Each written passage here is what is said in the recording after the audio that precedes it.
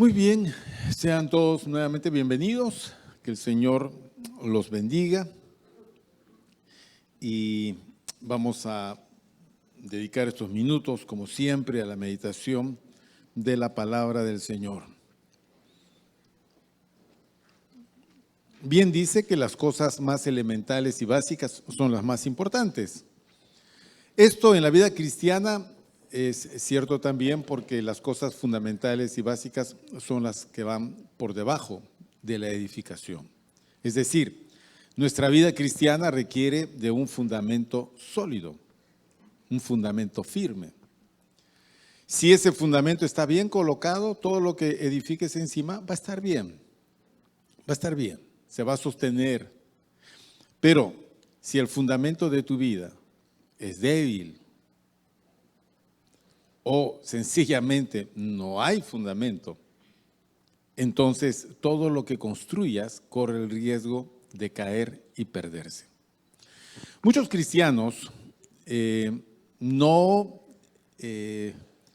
continúan su carrera cristiana a razón de que tienen problemas de fundamento.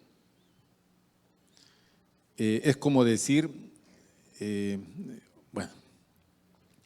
el fundamento en la vida cristiana nos permite a nosotros mantener solidez, nos permite a nosotros mantener constancia, nos permite correr a pesar de las dificultades, nos mantenemos firmes.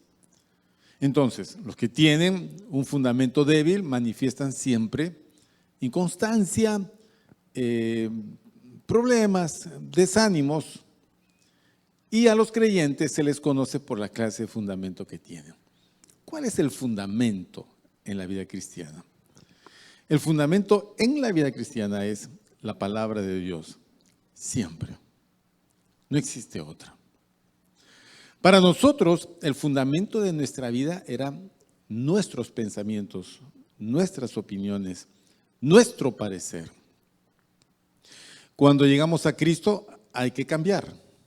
Ya no es lo que yo pienso, lo que a mí me parece o lo que yo creo, sino lo que Dios dice. Es así. Lo que Dios dice. Entonces la pregunta es, ¿qué dice Dios? ¿Qué dice Dios de esto? ¿Qué dice Dios de esto, de esto, de esto y de esto? ¿Qué dice? En principio no sabemos qué dice. Porque antes de Cristo nosotros de Dios no sabíamos nada, de religión sí, pero de Dios no. Y la palabra de Dios que contiene el pensamiento de Dios era ajeno pues a nuestras mentes. No sabíamos lo que Dios pensaba, ¿no? Es lo que la gente nos dijo, a nosotros nos enseñaron, era la costumbre de la casa, es la influencia del mundo. Es como hoy somos, pero cuando tú conoces a Jesucristo, hay que poner un fundamento en la vida. Y ese fundamento es la palabra de Dios, no hay otro. Y eso es lo que vamos a ver hoy día. Éxodo capítulo 19. Vamos, hermanos. Vayamos al libro de Éxodo capítulo 19.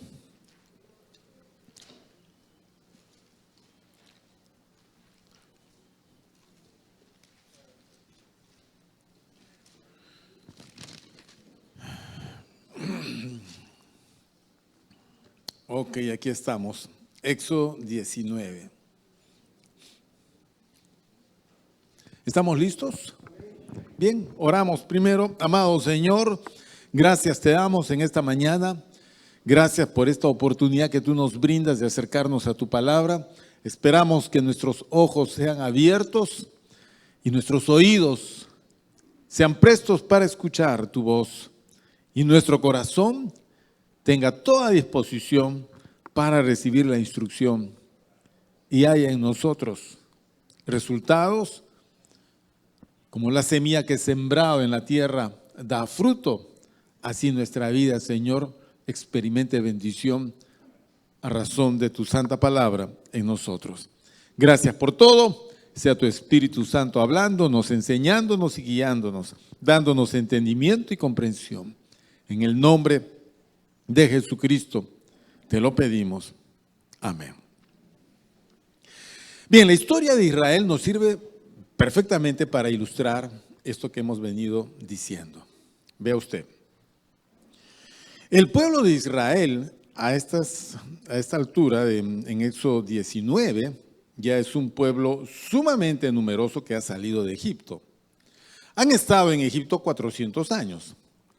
Entraron 70 personas a Egipto con Jacob. Jacob, sus 12 hijos y los hijos de sus hijos, con sus mujeres, todos sumaban 70 personas. Era el clan familiar de Jacob. Jacob llamado Israel.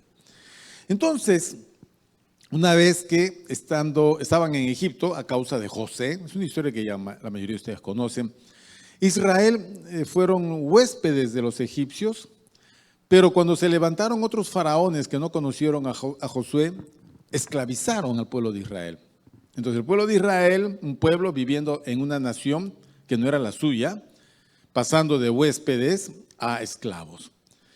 Y en esa esclavitud sucede esto, que ellos empiezan a multiplicarse. Y en 400 años Israel es en número incalculable. Los egipcios, viendo esto, oprimen más a Israel y quieren detener el crecimiento demográfico. Ya sabemos nosotros la matanza de los niños. La idea era detener el crecimiento. No se podía porque Dios estaba con su pueblo. Bueno, finalmente conocemos la historia de Moisés. Moisés nace, Moisés crece, Moisés huye. Ahora, Moisés retorna con la misión de Dios de sacar a Israel de Egipto. ¿Ok? ¿A dónde los va a sacar? ¿Me responden, por favor? ¿A dónde los va a sacar?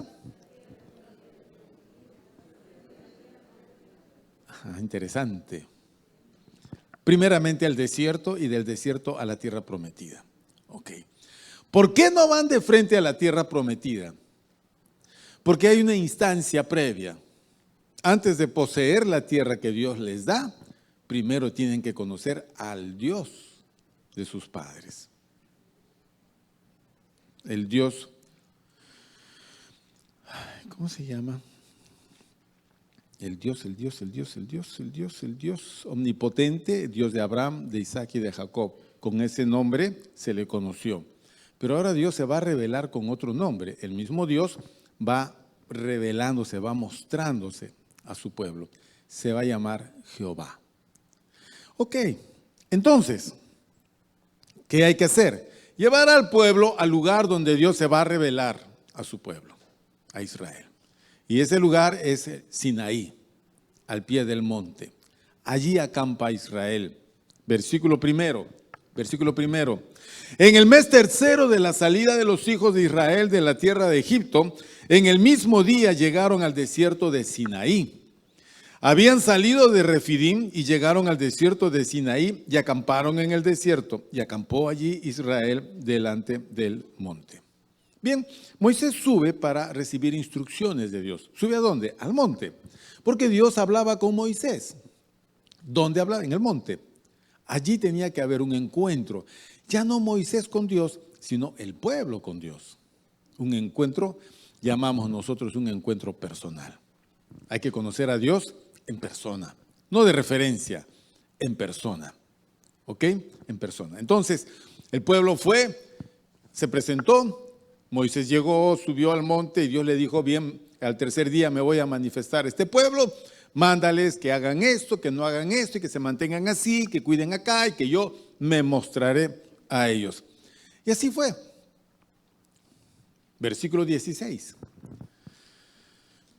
Aconteció que al tercer día, cuando vino la mañana, vinieron truenos y relámpagos y espesa nube sobre el monte y sonido de bocina muy fuerte, y se estremeció todo el pueblo que estaba en el campamento.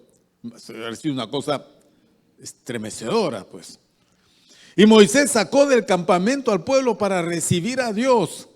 Y se detuvieron al pie del monte. Todo el monte Sinaí humeaba, porque Jehová había descendido sobre él en fuego, y el humo subía como el humo de un horno, y todo el monte se estremecía en gran manera. ¿Se imaginan ustedes esa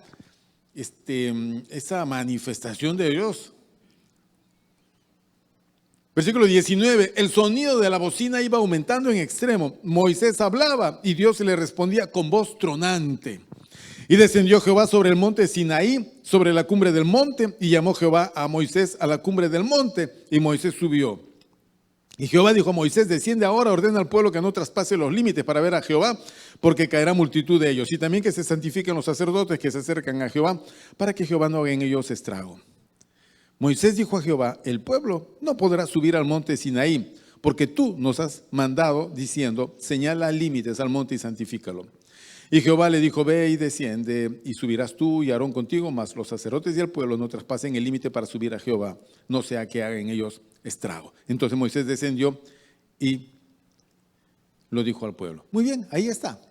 ¿Ok? Está la montaña, está Dios descendiendo, es una situación estremecedora, el sonido de trompeta intenso, fuerte, fuerte, relámpagos, nube espesa, el monte como que se partía y la voz de Dios tronando. Cuando Moisés habla, Dios le responde y todos se tapan los oídos porque era una cosa que los asustaba. El propósito de Dios no fue asustarlos. ¿Ok? No fue asustarlos. El propósito de Dios no era intimidarlos. El propósito de Dios era revelarse. Claro que la revelación acá, el mostrarse, es complicado. ¿Por qué? ¿Cómo le voy a explicar? Porque Dios en una manifestación pura consume todo. Lo consume todo. Entonces lo que hace Dios es contener su manifestación de una forma tal que quien esté delante de Él no sea consumido. Ese es el miedo que tiene el pueblo. Ahora moriremos porque hemos visto a Dios. No vieron nada, solo escucharon manifestaciones. Pero a Dios nadie le vio jamás. Nadie. Nunca. Dios se apareció tomando formas variadas y diversas, pero nunca su presencia fue revelada de forma manifiesta, porque si no, exterminaba a la gente. ¿Por qué? Porque Dios es un Dios santo y el hombre es pecador. Y la santidad de Dios y su justicia exige que el pecado sea castigado. ¿De qué forma? La paga del pecado es muerte. Bueno, entonces, ¿qué hace el pueblo allí? El pueblo tiene que ir y conocer a su Dios.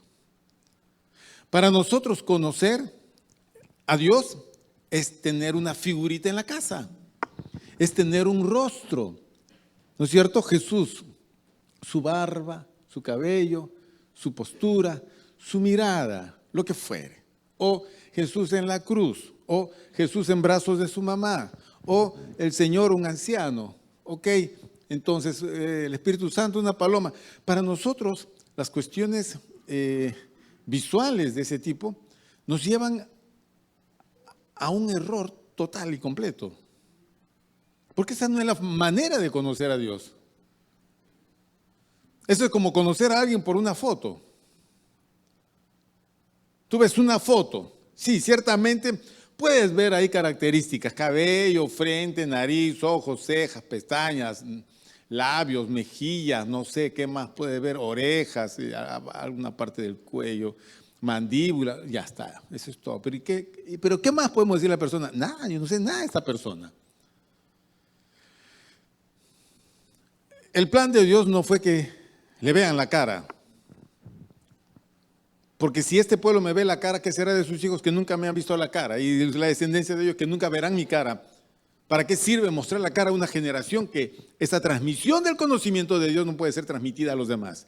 No sirve. Entonces, ¿qué pasa acá? Dios ha ido para mostrarse. Se llama revelarse. Cuando Dios muestra algo, eso se llama revelación. Y como las cosas de Dios son escondidas y misteriosas, para que el hombre pueda conocerlas, necesita revelación de Dios. No una foto, no una figura. Entonces Dios le va a hablar a su pueblo a través de Moisés. y le da lo que nosotros conocemos, su ley. ¿Cierto, hermanos? Le da su ley. Capítulo 20 empieza con los 10 mandamientos. El decálogo. No lean todavía, no vamos a leer. Miren para acá.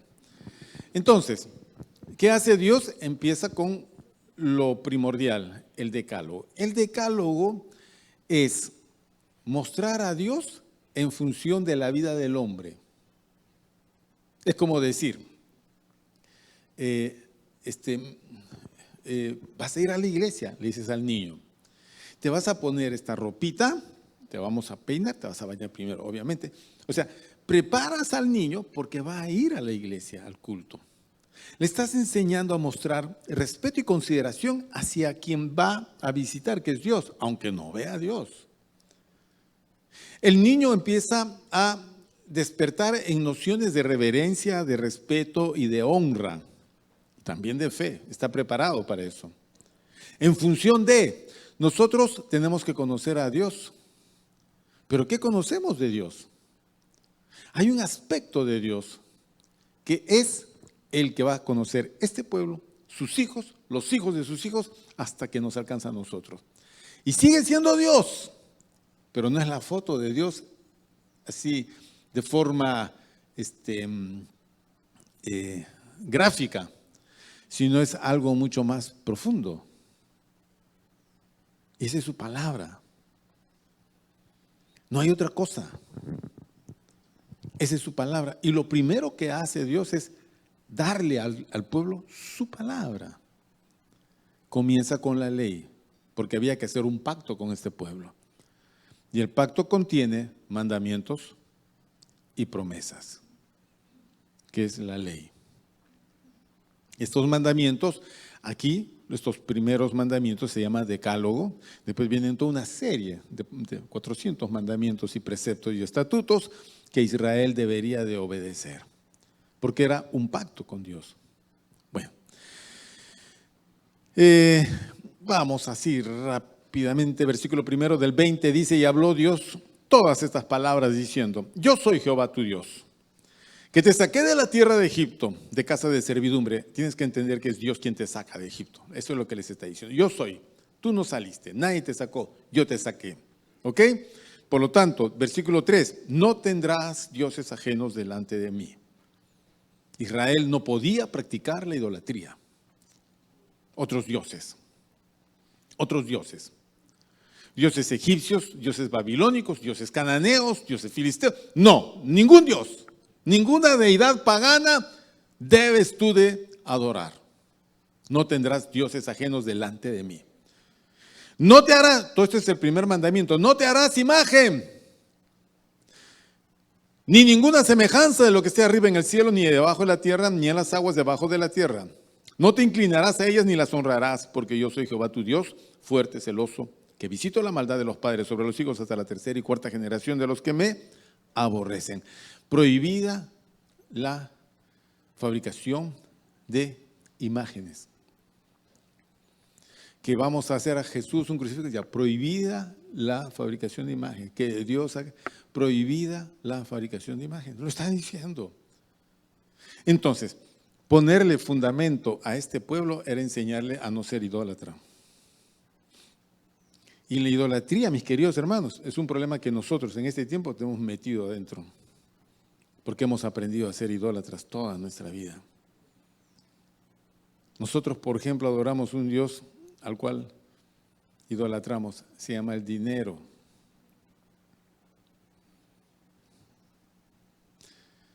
¿Con dinero o sin dinero? Con dinero. Sin dinero no eres nada, no soy nadie, no valgo nada, no compro nada, no pago nada, no vivo, no río, no nada. Sin dinero estoy desechado. Por lo tanto, tengo que hacer lo que sea para tener dinero. No importa, ya sea ilícito, voy a tener dinero, tengo que tener dinero, porque la vida es dinero. Dinero. Y nuestra vida se mueve en función no de la fe, sino del dinero. Adoramos y servimos al dinero. Hay un aspecto positivo, porque sin dinero, Dios no está en contra del dinero. Dios no dice que el dinero sea malo. malo. El problema es la adoración a estas cosas.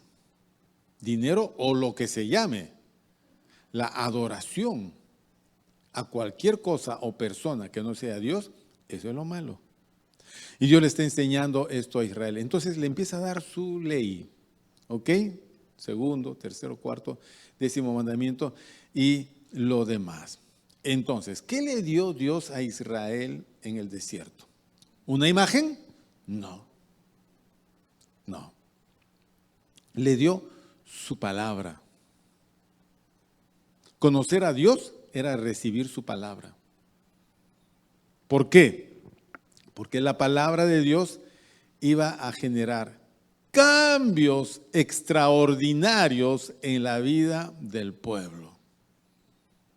Miren, mis queridos hermanos, vuelvo a la figura del niño. ¿Ya? Tienes un pequeño, los que van a tener pequeños. Es importante cómo le hables al pequeño. Si tú le dices, mi amor, eres un inútil, ya sabes que estás, ¿qué? Destruyendo la vida de ese chico. Porque lo vas a volver, ¿qué? Inútil. Qué feo eres, no eres como tu hermano, que es más bonito que tú. Lo estás convirtiendo en un hombre amargado, acomplejado. Yo conozco a alguien que hoy es pastor, que cuando era chico lo comparaban con su hermano y su mamá le decía que él era feo, no era lindo como su hermano. Y él padeció en toda su adolescencia el rechazo de su madre. Y fue un hombre problema. Mira cómo son las palabras. Las palabras. La palabra dicha en su momento es como medicina, ¿no es cierto? Claro. Manzana de oro con figura de plata y la palabra dicha como conviene, dice el proverbio. Miren qué bonito. Me acordé, gracias a Dios. Pero si no hubiese leído ese texto, ¿qué les repetiría hoy? Manzana de oro, repitan, manzana de oro con figura de plata es la palabra dicha en su momento. Claro. Y Dios nos da su palabra. Y con esa palabra marca nuestra vida. Y la palabra de Dios llega a lo más profundo. Si la palabra del hombre afecta a nuestras emociones, la palabra de Dios toca nuestro espíritu. ¿No lo dice Hebreos 4? La palabra de Dios es viva y eficaz. Es más cortante que espada de doble filo. Penetra hasta partir el alma y las coyunturas. La palabra de Dios llega hasta los pensamientos más profundos. Si algo necesitamos para que la vida nuestra sea diferente, es la palabra de Dios. Entonces, viene aquí esto que es categórico y es lapidario.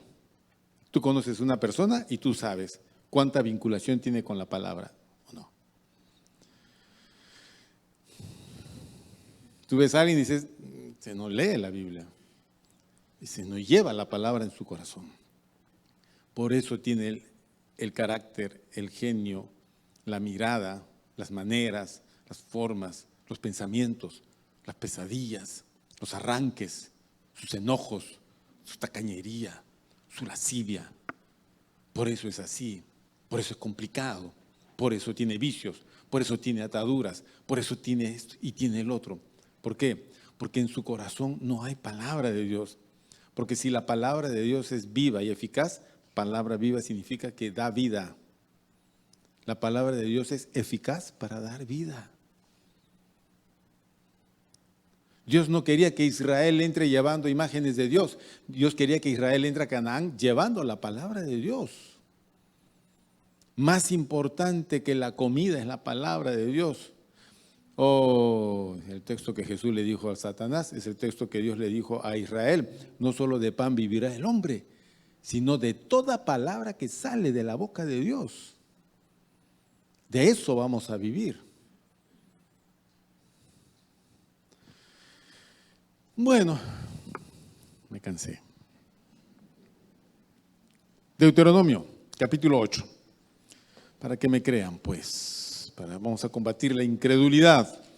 Deuteronomio capítulo 8, empezamos, dice así. Deuteronomio, busquen Deuteronomio, Éxodo, Levítico, Números, Deuteronomio. Ahí está.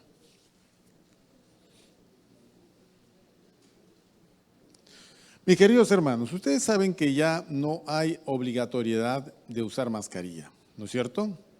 Usted puede venir a la iglesia sin mascarilla, si usted quiere. Yo le recomendaría que no, que venga con su mascarilla. Usted dijeron,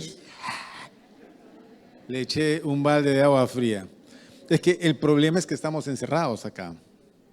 Y si hay un hermanito que tiene COVID y va a contagiar a 8, 9, 10 personas que están alrededor de él. Es que el COVID no ha muerto, camina con nosotros. De tal manera que si alguna semanita tú estás resfriado, no debes de venir a la iglesia. Debes de quedarte en tu casita. ¿Ok? Pidiendo perdón a Dios y dándole gracias por todo. Es todo. Y después la siguiente semana vienes normal. ¿Ok? Pero en lo posible mantén tu mascarilla dentro del salón por prevención. Si no llevas mascarilla no es pecado. Pero si usas mascarilla, como dice Pablo, haces mejor. Ya está. Número 8, capítulo 8, versículo 1 dice, cuidaréis de poner por obra todo mandamiento que yo os ordeno hoy, para que viváis.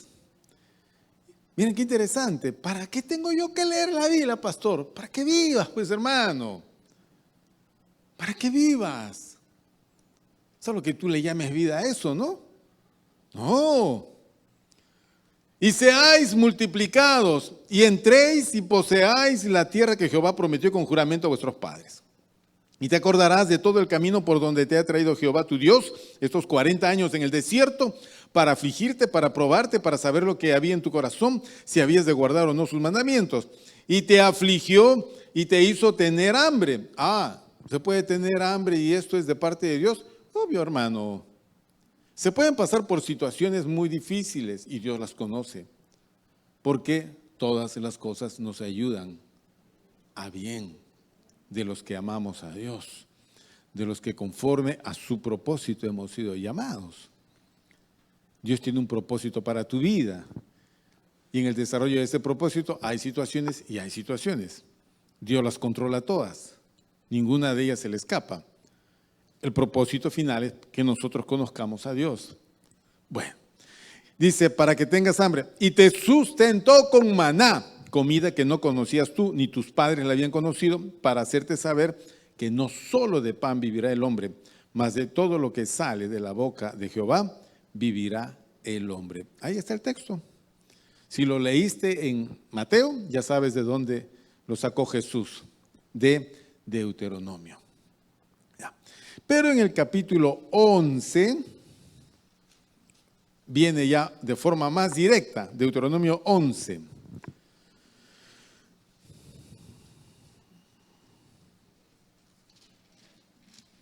Dice, versículo 1, amarás pues a Jehová tu Dios. ¿Qué cosa demanda? Amar a Dios. Amarás pues a Jehová tu Dios y guardarás sus ordenanzas, sus estatutos, sus decretos, sus mandamientos todos los días. Una forma de mostrar el amor que uno le tiene al Señor es cuando obedeces, guardas, obedeces su palabra. Ahí está la muestra de tu afecto para con Dios. No es emoción, es obediencia. ¿Amas a Dios? Ay, papito lindo, yo lo amo siempre, todos los días. No, eso no está pidiendo Dios, esas expresiones no. Sí, hay que mostrar, hay que involucrar las emociones también y los sentimientos, pero la obediencia es fundamental. La obediencia es fundamental. ¿A qué? A la palabra. A la palabra. Bueno, vamos al versículo 18 entonces, un poco ya más allá. Dice, por tanto, versículo 18, pondréis estas palabras en vuestro corazón y en vuestra alma, y la ataréis como señal en vuestra mano y serán por frontales entre vuestros ojos. Y las enseñarás a vuestros hijos, hablando de ellas cuando te sientes en tu casa, cuando andes por el camino, cuando te acuestes y cuando te levantes, y las escribirás en los postes de tu casa y en tus puertas, para que sean vuestros días y los días de vuestros hijos tan numerosos sobre la tierra que Jehová juró a vuestros padres que les había de dar, como los días de los cielos sobre la tierra. Y qué interesante. Ya está. ¿Qué les dio Dios a Israel en el desierto, al pie del monte? Su palabra. Palabra que ellos deberían de obedecer. Okay. La obediencia significaba esto, que la vida de ellos debería estar empapada de la palabra. Totalmente. Tenía que poner las palabras en su corazón. Eso significa que me voy a un tatuador. Ponme acá, Salmo 23, por favor. Aquí, justo donde está el corazón. Jehová es mi pastor. Entonces, yo voy a la iglesia con la camisa abierta y digo, hermanito, ¿qué tiene ahí? Palabra de Dios, hermano. Salmo 23, Jehová es mi pastor, nada me faltará. No, esas son formas absurdas. No es el corazón de carne, porque el corazón de carne no alberga ideas ni pensamientos, ni la espiritualidad está allí. Cuando habla de corazón acá, habla de tu ser interior, básicamente tu ser espiritual. Ok. Entonces, la palabra de Dios puede solamente llegar a nivel de tu mente o puede ir más profundamente. Tú puedes aprenderte muchos versículos. De hecho, que nosotros, de tanto escuchar y repetir y leer y escuchar y repetir en tantos años, memorizamos muchos versículos. Pero eso está en la mente, en tu memoria.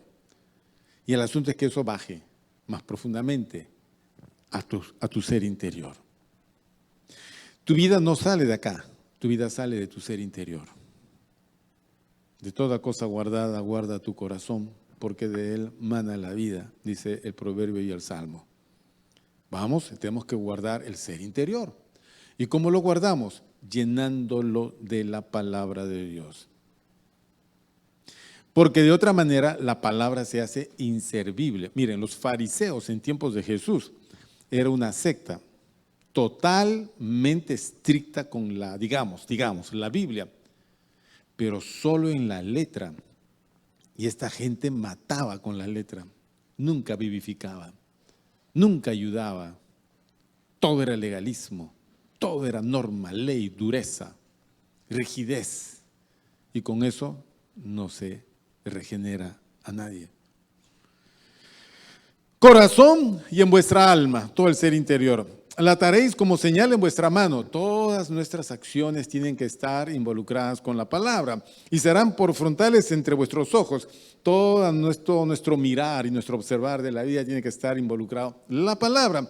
Las enseñarás a vuestros hijos. Tu relación con Dios y su palabra tiene que ser transmitida a las personas que viven en tu casa. Si tienes niños, es tu compromiso como sacerdote y profeta de tu propia casa enseñarle la palabra a tus hijos, a tus niños. Bendito niño cuyo padre o cuya madre o cuyo padre y madre o cuya madre y abuelita o solo la abuelita sea gente piadosa que puedan transmitir a ese pequeño estos valores imperecederos.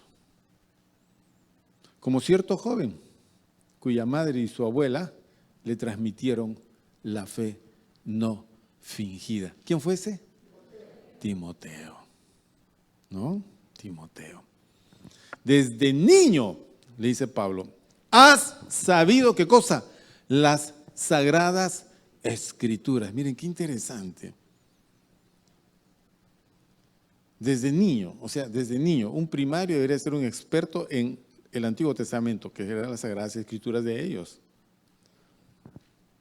Nuestros niños deberían de saber Éxodo, Levítico, Números, toda la creación de Génesis, la historia de Abraham, La historia de José debería de saber cómo Israel, Jacob, las tribus, todo, papá, sí, yo sé, mira, Israel tuvo 12 hijos, Judá, Aser, Isaacar, Zabulón, Neftalí, Dan, etcétera, titi, Pero ¿por qué si son 12? ¿Por qué? Pero yo cuento como 13, porque imagínate, y Leví, y José, y Efraín, y Manasés. Es que te voy a contar, papá, la historia cómo fue. Bueno, cuando José vino a Egipto, él tuvo 2 hijos, esos 2 hijos fueron Efraín y Manasés. Ok, cuando el niño sabe todo.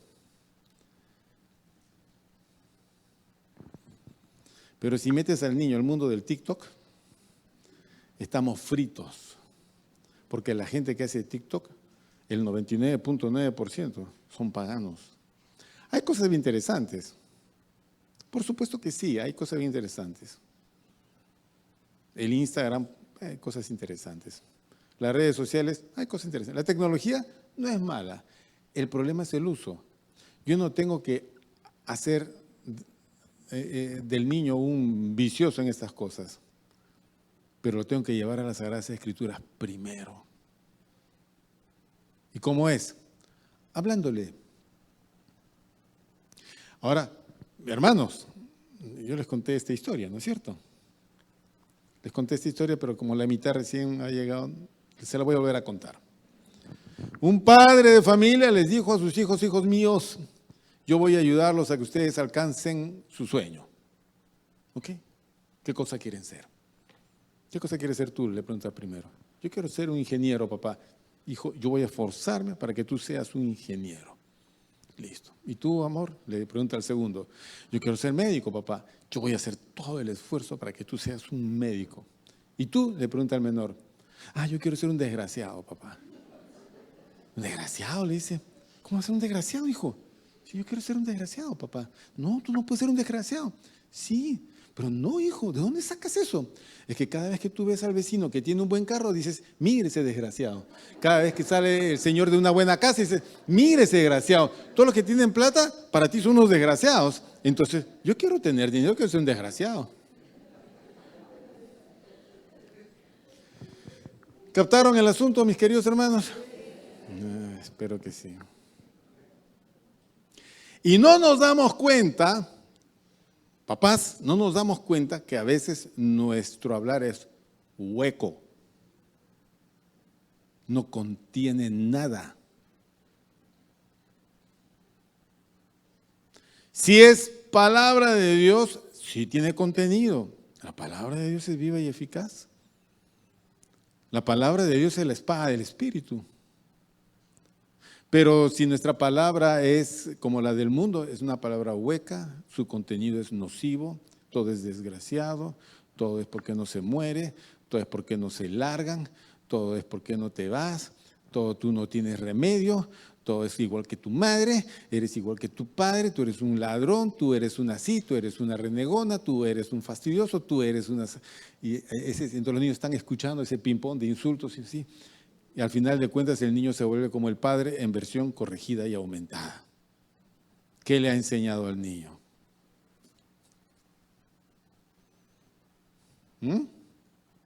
¿Qué le ha enseñado al niño? Pero vienen a la iglesia.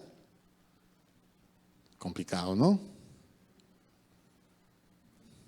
Entonces viene papá, mamá, van al niño a la escuelita aquí, le dicen: amorcito, nosotros vamos para allá, tú acá. Listo, papá. Y van acá y acá, escuchan, cantan, todo. Llegan a la casa. Cataclismo, Señor. ¿Sabes por qué sucede eso? Porque no hay palabra de Dios en el corazón. Y no tiene nada que darle. ¿Qué riqueza? ¿Qué riqueza puedes darle a otro si solo andas en pobreza? Riqueza no es tener oro y plata. Pobreza no es carecer del oro y la plata. ¿No es cierto? El caso de Pedro y Juan yendo a la oración, al templo, encontrándose con el hombre que estaba cojo de nacimiento, allí sentado pidiendo limosna, y Pedro y Juan se le acercaron. Pedro le dijo: míranos. Y el mendigo les estuvo mirando, esperando recibir de ellos algo. Y Pedro le dijo: oro ni plata tenemos. Si no tienes oro y plata, pasa, pues. Pasa. Estás ocupando otro sitio, allá viene más gente. ¿O no? Se me acaba de ocurrir eso. Si no tienes oro y plata, ¿qué? No, él se quedó con la expectativa de recibir. Pero lo que tenemos, te damos. En el nombre de Jesucristo, levántate y anda. Tomó de la mano y lo levantó y el cojo saltó. No pudo caminar desde que nació y ahora saltó el tipo. Se le afirmaron los tobillos y sus piernas fueron hechas nuevas y empezó a correr. El que no podía ni caminar empezó a correr. Bien, cuando le preguntan a Pedro y Juan cómo es que hicieron eso, Pedro dijo, no es ni por nuestro poder ni nuestra piedad que este hombre haya recibido esa sanidad, sino que él lo recibió en el nombre de Jesucristo. Nombre de Jesucristo era lo que Pedro y Juan tenían. ¿De dónde? De haber estado con Jesucristo y de haberle escuchado todo el tiempo, de esos 3 años, todo lo que Jesús les enseñó. Todo el tiempo. ¿Ah? ¿Ya cuántos años vamos nosotros?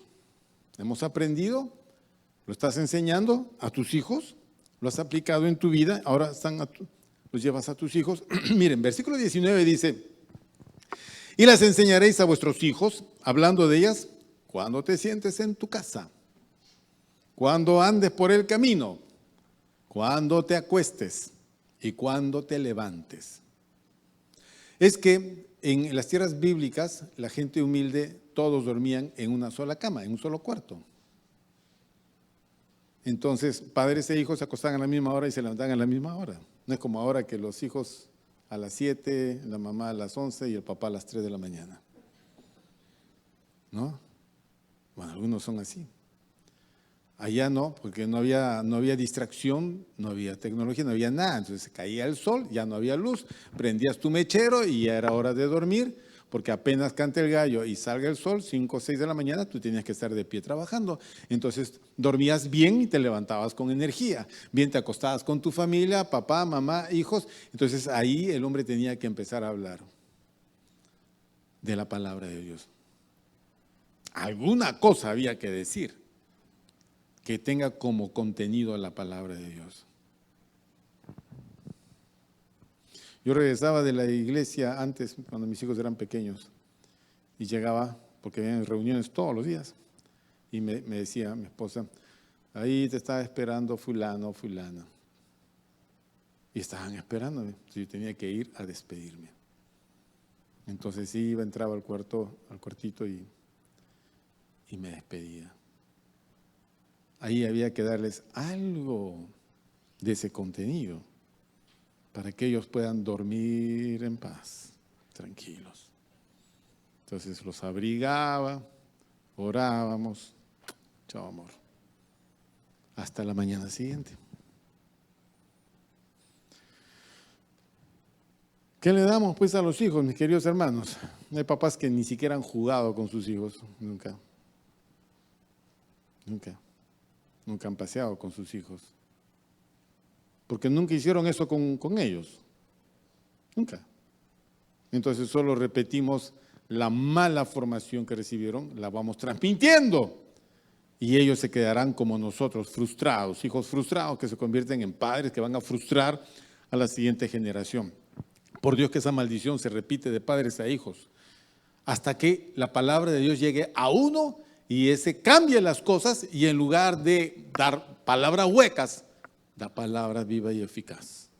La transmite a sus hijos en todo momento, en la casa, en todo momento.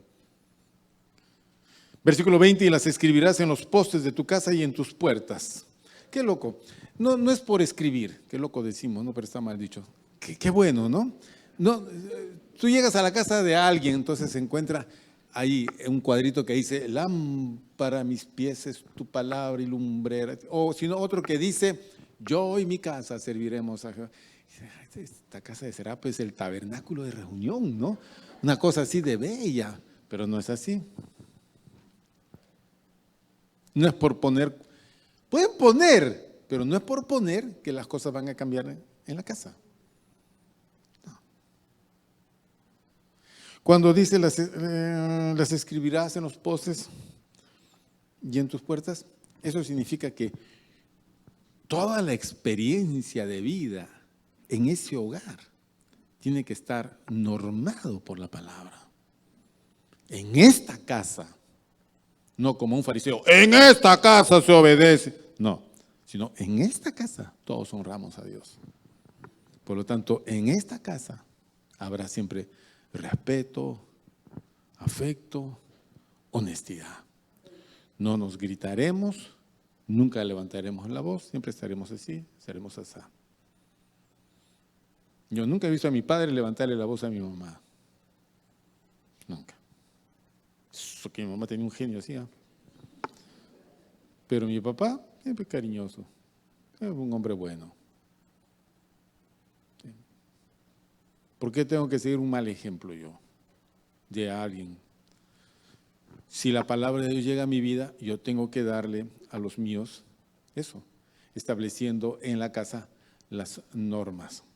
Todos serviremos al nada, que me independizo, que me voy, que yo hago mi vida, que tú no eres quien para decir, ya hemos fracasado. Esa es la evidencia de que hemos fracasado totalmente. Ese no es un hogar cristiano, nunca fue un hogar cristiano. Cristo nunca fue el centro de esa casa. Yo y mi casa serviremos al Señor. 21 dice, para que sean vuestros días y los días de vuestros hijos tan numerosos sobre la tierra que Jehová juró a vuestros padres. O sea, habrá bendición a la aplicación de la palabra de Dios en la vida de estas personas y en la vida de la casa. Ok, habrá prosperidad, habrá todo. Los días numerosos, todo. Obediencia, todo. La palabra de Dios alimenta el alma. La palabra de Dios limpia el alma. Eso está en el Salmo 119. La palabra de Dios nos dirige. Lámpara es a mis pies, dirige nuestro camino, la palabra. ¿A dónde vamos a ir? ¿Qué vamos a hacer? ¿Cómo vamos a hacer? Es la palabra. ¿Ok? Si tú vas a mi oficina y me haces una pregunta, yo tengo que darte una respuesta conforme a lo que diga la palabra.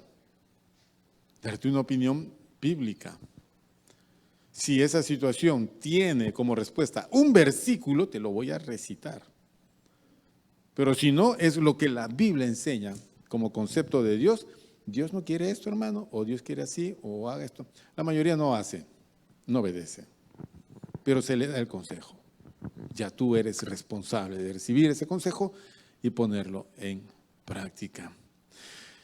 Y la palabra de Dios es importante porque, como dice Pablo en Romanos y cita del Antiguo Testamento, la palabra genera fe. La fe viene por el oír y el oír por la palabra. Si no hay palabra, no hay fe. No hay fe. Tenemos que acercarnos a la palabra, alimentarnos de ella para que la fe pueda generarse en nosotros. Recuerda, sin fe, nada. Sin fe, es imposible agradar a Dios. Sin fe, ¿qué podríamos hacer? Si no hay fe, es porque hay incredulidad.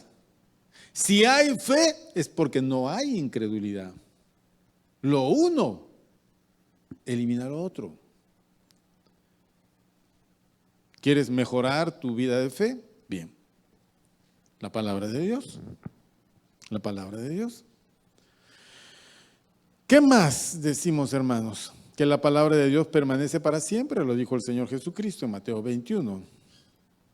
¿Qué más nos dice Jesús acerca de la palabra? La palabra es la que se siembra en el corazón. La parábola del sembrador. Se siembra la palabra en el corazón. Se siembra. Ahora, explica a él cómo es esto de sembrar y crecer. Significa esto. Escúchame bien, escúchame bien, escúchame bien. Significa oír y entender. Oír y entender. Oír y entender. ¿Qué significa? Exacto. Otra vez, ¿qué significa? Oír, porque yo solo puedo escuchar y no entender. Porque escuchar inevitable, el sonido va a llegar a mi tímpano, pero entender es aplicar todo mi interés a lo que estoy escuchando. Si yo vengo a la iglesia no es para estar pensando en otras cosas, es para centrar mi mente en lo que voy a escuchar. Porque si no, la predicación se hace infructuosa. Me voy a volver como el terreno junto al camino, como el terreno pedregoso, como el terreno lleno de espinos. No sirve, mi vida no sirve para sembrar la palabra de Dios. Tengo que oír y entender. Tengo que pensar. Tengo que meditar. Pensar no anula la fe. Y Dios quiere que pensemos. Por eso nos dio un órgano llamado cerebro, que es una maravilla. Piensa bien, hermano. Piensa con la palabra de Dios.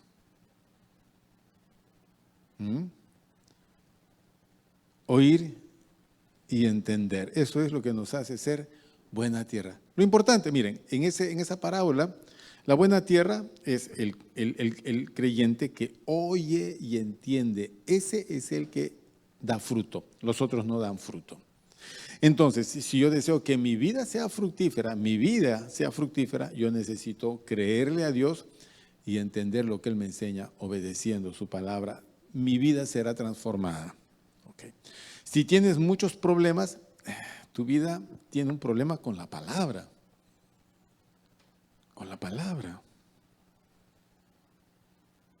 Es ahí donde tienes que trabajar mucho. Cuando escasea la palabra, el pueblo se extravía. Cuando no hay palabra en mí, hago cosas. Nos extraviamos, el pueblo se extravía. Si no enseñamos bien la palabra de Dios, vamos por caminos extraños. Eso vamos a hablar en el segundo turno. Entonces, hay que abrigar pues la palabra de Dios en nuestro corazón. Voy a finalizar con esto ya. Miren, a ver. Mucha gente, acá por ejemplo, acá atrás, aquí hay una feria de adivinos y brujos y todo. Conocen ustedes, que se han incendiado y se van a volver a incendiar seguro otra vez. Ok. Ya. Allí te adivinan el futuro. ¿Ok? Seguramente que muchos de ustedes, antes de su vida cristiana, espero que ahí murió todo, ¿no?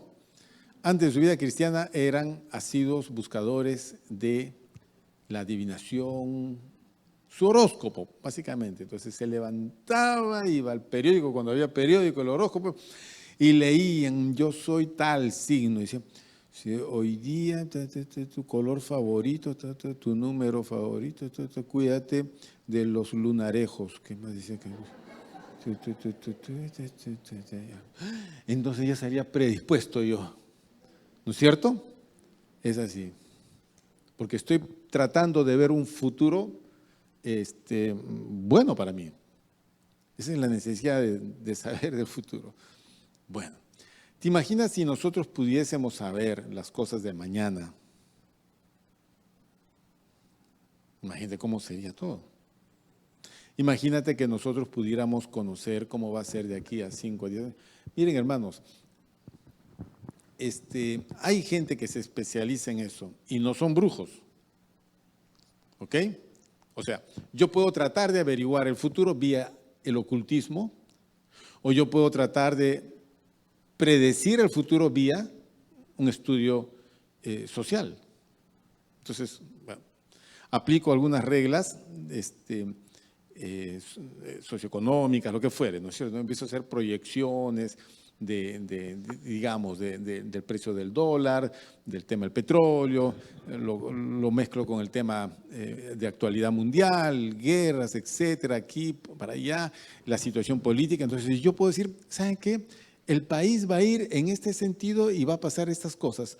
Puedo pronosticar eso. De hecho, que la gente lo hace. Grandes inversionistas averiguan de esa manera para saber si conviene o no conviene invertir 500 millones de dólares, 1.000 millones de dólares. No voy a invertir eso en un lugar sin saber.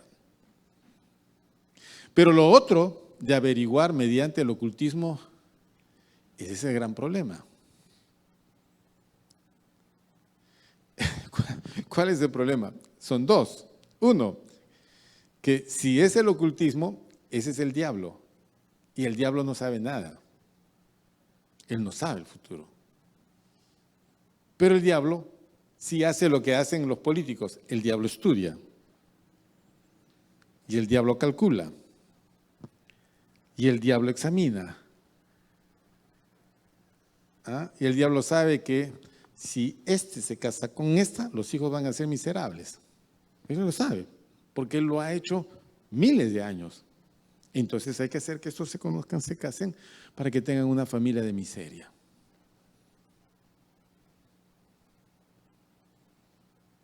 Que es lo que hace mucha gente.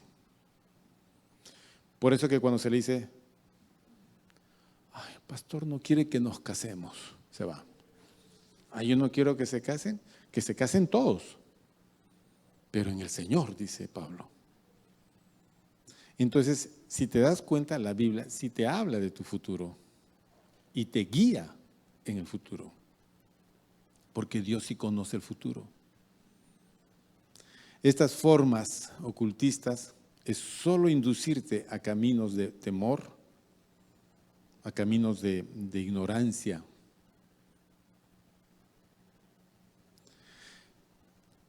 En 2 minutos acabo, porque ya me ganó la hora. Aquí no hay reloj, ahí está el reloj. Escúchame. María estaba en su casa, ¿ok? María la madre de Jesús, está en su casa, jijiji, jajaja, ya sencilla, haciendo su cosa, abriendo su casa, y se le apareció el ángel ahí. La mujer sobrecogida de temor, el ángel le dijo, María, no temas, has hallado gracia delante de Dios, y Dios te ha escogido para que seas una sierva, porque tú vas a ser la madre del Salvador. ¿Ok? Porque concebirás y darás a luz un hijo, y su nombre será Jesús, porque él salvará a su pueblo de muchos pecados. Y así, ya está, y esto y el otro. María le dice, pero ¿cómo será eso? Si yo sí estoy casada, pero yo no conozco todavía, o sea, no he tenido intimidad con mi esposo. Esto es del Espíritu Santo. Y esto es lo que se va a hacer. Entonces hay una situación futura que María no conoce, no sabe, pero que el ángel ya se lo anticipó. Eso sí es, eso es de Dios. Dios le dijo al ángel, anda, ve y dile a María todas estas cosas que van a suceder. Bueno, igual pasó con Juan el Bautista, ¿no es cierto? Su papá y su mamá, hombres ancianos, la madre había sido estéril y de repente el ángel se le apareció al papá, que era un sacerdote, se le apareció dentro del templo cuando él estaba ofreciendo el incienso y el ángel le dijo que su mujer, Elizabeth, la que llamaban estéril, va a concebir y va a dar a luz un hijo. Le dice, será grande, porque irá delante del Salvador. Será nazareo todos los días, no beberá vino ni sidra, como Sansón, ¿se acuerdan? Así, y asá, y esto y el otro. ¿Cómo anticipa todo? O sea, quien conoce el futuro y lo determina es Dios. Y sucedió tanto para María como para Elizabeth. Si nosotros confiamos en Dios, Dios conoce nuestro futuro perfectamente, lo tiene escrito en esta Biblia. Por lo tanto, nos conviene acercarnos a ella y abrazarnos de ella. ¿Qué dice Dios de nosotros, mis queridos hermanos? ¿Ya averiguaste qué dice Dios de ti en la Biblia? Estamos enseñando los días jueves en el culto de media semana. Estamos ya 3 semanas seguidas con el capítulo 7, primera carta a los Corintios, el tema de soltería, matrimonio, divorcio y viudez. ¿Sabes qué dice Dios y su palabra al respecto de tu situación? Sea soltero, casado, viudo, divorciado. ¿Ya sabes lo que dice la Biblia? ¿Sabes qué dice la Biblia respecto de todas las áreas de tu vida? ¿Ya sabes? Bien, nos conviene saber. Porque allí está la bendición del Señor. Mejor es que sea Dios diciéndonos que nosotros adivinando o estropeando nuestro camino. Así que acerquémonos a la palabra, ¿ok? Cuando vengas al culto, no traigas celular y lees la Biblia en el celular, por favor. Trae una Biblia. Por lo menos esta forma me hace recordar que hombres dieron su vida por este libro. La traducción de este texto le costó al Señor que lo tradujo ser perseguido 20, 30 años de su vida. No tuvo vida ese Señor, porque huía de la Santa Inquisición y de todo ese mundo que lo perseguía, por traducir un texto al español. Casiodoro de Reina. Entonces, acerquémonos a la Biblia, démosle valor, leamos todos los días nuestra Biblia. Todos los días. ¿Con qué limpiará el joven su camino? Con guardar tu palabra. O cuánto he amado, Jehová, tus dichos, me deleitaré en ellos. Necesitamos acercarnos a la palabra de Dios. Cerramos nuestros ojos, por favor.